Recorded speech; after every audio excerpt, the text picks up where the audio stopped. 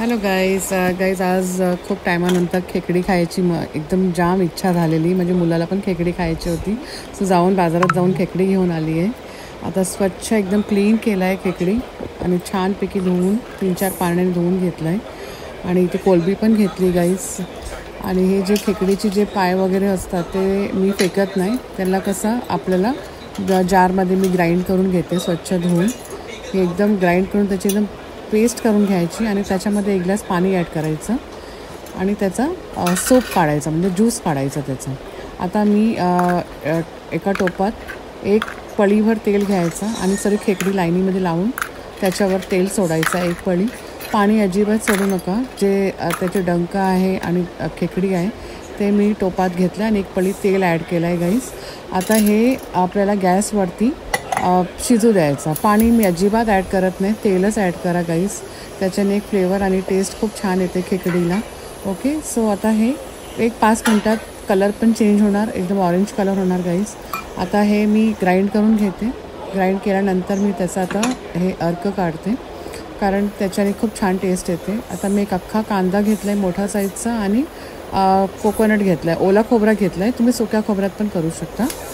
Okay, आणि हे पहा कलर पण चेंज झाला आणि आपला हे भाजून पण झाला आहे कांदा आणि खोबरा.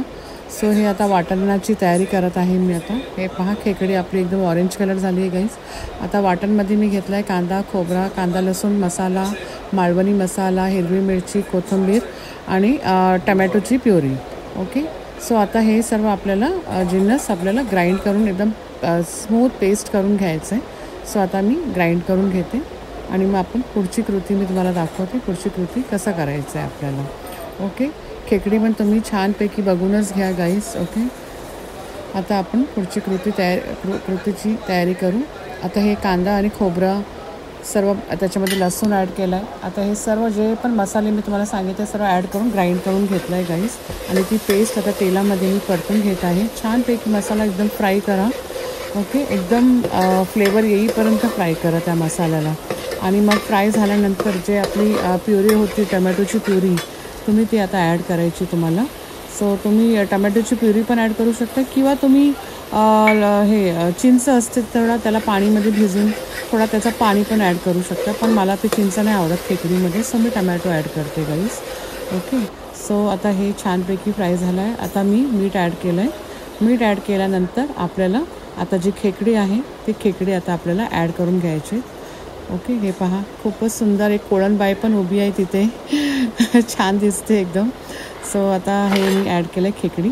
आता कसं सीझन आहे म्हणून नाही तर आता थोडा पाऊस आणखीन जास्त जोरात पडला ना गाईस तर मच्छी वगैरे आमच्याकडे तर बंदच झाला आहे. म्हणजे मोठी मच्छी काहीच नाही, सगळे बर्फाचीच भेटते. सो हे जिवंत खेकडे भेटले मला तर मी घेऊन आली आणि कोलंबी घेतली. कोलंबी पण ते आता समुद्राची कोलंबी भेटत नाही, ती व्हाईट कोलंबी असते ना पाळलेली, ती कोलंबीच मी आणली. आता 2 किलो मी घेऊन आलेली कोलंबी.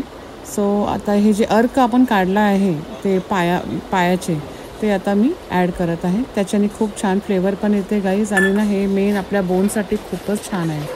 आपण मी तुम्हाला सांगते 1-3 महिन्यांनी पण तुम्ही खेकडी खाल्ली ना खूपच चांगलं आहे आपल्या बोनसाठी. एकदम स्ट्रॉंग राहतात. इवन तुम्ही आपल्या मुलाला त्याचं सूप करून द्या.